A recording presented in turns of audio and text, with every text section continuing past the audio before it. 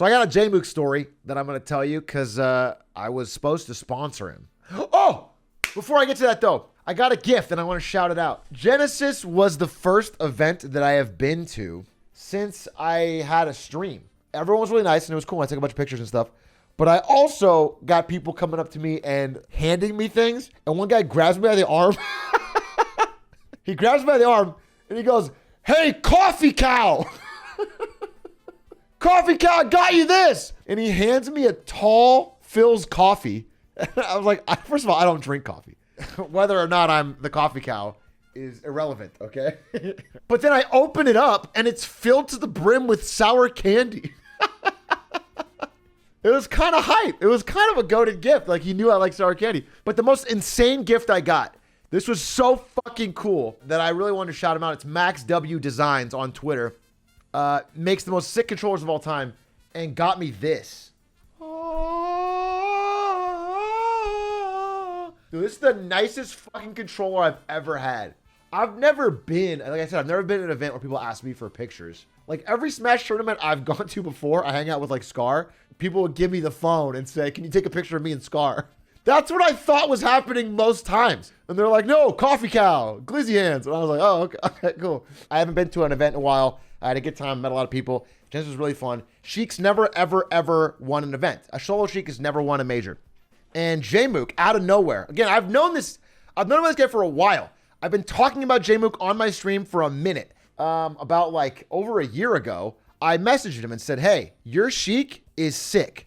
It's doing things that no other Sheik is doing. And as you get better, it's going to be a problem." Because I also heard that he has trouble getting out of state. He has a hard time getting to tournaments.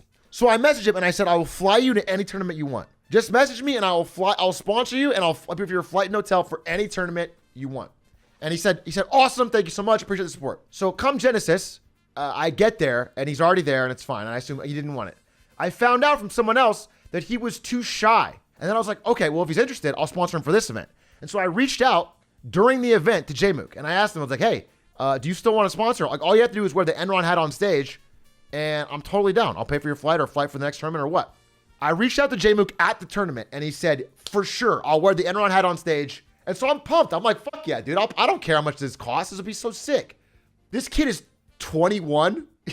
He's got no fucking idea what Enron is. So he messages me, "Yeah, for sure. Is Enron like a D's nuts joke?" He didn't know. And I was like, no, it's not. No, it's merch. It's merch. It's He's like, "Okay, cool. I'll wear it." Day 3, he makes top 8. Okay? Unheard of. J-Mook is like the lowest seed. He was seeded like 45th or something.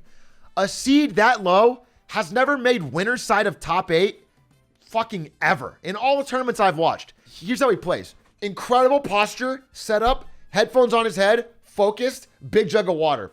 And he's just worried that it's going to distract. So there's 2 options when he said that. The first one is like, excuse me? Put the fucking... The first option is to be an asshole to this player that I admire and want to win. The second option is to be like, "Yo, of course, dude. Don't worry about it. Please go out there, have a great game. Good luck, Godspeed." I chose option 2. And then he goes out there and plays an amazing game, gets to the grand finals. So I regretted it 0. You know, I'm just a fan. To be honest, I'm just a fan. I want to support him however I can. And okay, right after the tournament's over, like right after grand finals is over, and he lost. He goes out, he smiles, he waves to the crowd, and he points to me and it says, "Give me the hat." And I gave him the hat and he goes on stage and does like and I got photos of it. Yeah, so I'm like literally front row for all of J-Mook's sets and I'm losing my mind. Screaming, jumping, fist pumping. I did turn around at one point and flick off, not the crowd, but this fucking child. Which maybe is worse. I'll explain, and it'll make sense, because that child owed me money, okay? I was farming a child for money and then flipping them off. So you get it now? From the moment J-Mook appeared on stage, I stood up in my chair, I turned around to the crowd, and I said, "I will bet any amount of money on any game for J-Mook." The first set that J-Mook appeared was J-Mook versus None, which generally most people thought Nunn would win. Nunn was like the favorite. He was higher seed. He's more well-known. He's beaten Mewtwo King. And so I made a fuck ton of money off of Jmook Nunn.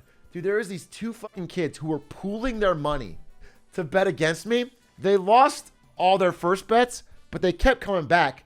And they kept coming back with these fucking wild ass offers. And they'd walk up to my chair in the front row and be like, okay, how about 7-1 Hungry Box 3-0s or something like that. Just some random fucking bet where they always got crazy odds. The big one I lost was the final bet, which I think was like 5-1 or 7-1. Maybe it was just 3-1. Either way, I got bad odds. It was odds against me. And they were like, Zane's going to 3-0 Jmook in the finals. And I was like, bro, Jmook ain't getting 3-0'd in the finals. I'll bet you on that. And then Jmook picks Fox game 3, and I like feel like someone punched me in the gut, dude. Some guy bet me that IBDW would 3-0 Jmook. That's what the bet was. They were like, IBDW's going to 3-0 Jmook. Jmook's getting owned here. And I was like, dude, listen, IBDW's good. He's not going to 3-0 him. I'll take my boy. And he was like, dude, Jmook's about to get his ass beat. It's over. And he bet me on that. So it was the easiest bet I made. And I flipped him off because he was like talking shit about Jmook. But anyway, after every sick combo that Jmook would do, Aiden would run over to my seat and we would hug like the war was ending. We were in the front row of the tournament hugging and crying. And it's like, I don't even fucking like Aiden Sheik half the time, dude. I've talked many shit on Aiden Sheik. But on this day, it was like Jmook was the Sheik that was promised, is what I said. And that's me being a Game of Thrones nerd. That nerd. And then we were like pointing out random shit like, look at his posture. His posture is better. You can't stop his posture. Look at the water jug. He's better hydrated. Such a smart option there, because you know that Nunn was trying to act out of that knockdown situation as quickly as possible. Yeah. So throwing out the down tilt, yeah, there's me right there. Wow. Up 2-0. Okay, so you can see it right here. Yeah, first I popped the fuck off. Option there, because you know that Nunn was trying to act out of that knockdown situation as quickly as possible. Let's go. Yeah. So throwing out the Aiden, down tilt, who's like way over really here, smart. runs up to me, grabs me by the collar and says, did you see that? Did you see that? Edge cancel down here. By the way, so I went to dinner, and one of the people at the dinner was Zane, who ended up winning the tournament. And I asked Zane the night before, I was like, bro, what do you think about Jmook? He's like, yeah, Jmook's really good. I was like, you think he could beat you? And he looks me dead in the eye and goes, no. Like pure Giga Chad. And I was like, what odds? If you get played him in 100 sets or whatever, he's like 10%. If he's on a good day for him, 10%. By the way, at that point when he said that, Jmook had never lost a set to Marth ever. Jmook had never lost a set to Marth ever on stage. And Zane said 10%. But anyway, at this dinner, so we're at a place called Original Joe's, which is like one of the weirdest restaurants I've ever been to in my life. And I want to order breakfast for dinner because I'm quirky like that. And the waitress looked around to make sure like her manager wasn't around. And she goes, we're not really known for our breakfast. All right, I'll get the burger. I'll have a burger. Because I've never had that happen to me. I've never had a waitress like warn me that their food was going to be awful. And Taffa was sitting near me, and he ordered the same thing, the Original Joe burger. She comes back with apparently there are 2 items in the menu called Original Joe. The Original Joe burger and the Original Joe, which is like a disgusting combination of weird green mush. Why are those both named the same thing? He gets that, and it's the end of the night. So he's like, I ordered a burger. And she's like, oh, you got the Original Joe, right? And he's like, well, I want the Original Joe burger. And Tafo's like the nicest human ever. He's like the nicest, like, oh, no trouble kind of guy. He's like, oh. She's like, oh, I'll take it back. She's like, I'll take it back. I'll get you a burger. He's like, oh, no trouble. I don't want you to have to fire up the grill again. I'll eat this. So he looks down at his disgusting plate of disgusting food And he like grabs his fork and he's like ready to dig into it. And then she comes back and she's like, here, I'll make it better for you. And she comes back with a plate full of mushrooms. Not like 10 mushrooms. I'm talking about like 60 to 70 mushrooms. And dumps it on his food. She dumps 70, like she covers it. Top to bottom with This is 100% factual. I am changing no aspects of this story. She dumps 70 mushrooms on top of his green mush. And Tapo just picks up his fork and starts to dig in, dude. Did he like it? I think not, but he didn't say it. He didn't finish, I'll tell you that. If it was really good, he would have finished, you think? That was the breakfast. That was the original Joe's bacon and eggs. Ew, there it is. Ew, someone found it. Dude, this is literally it. This is the original Joe's. Makes me want to vomit.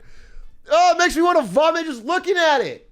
I was on my flight back, and the captain announced that, like, while we were flying, that masks were no longer required.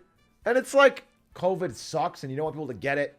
So I wore mine. But I can understand if you're the person who has, you know, you're a little more touchy about that stuff and whatever. The point is, that's the rule of the land. You don't have to wear it. But you don't gotta fucking cheer, dude.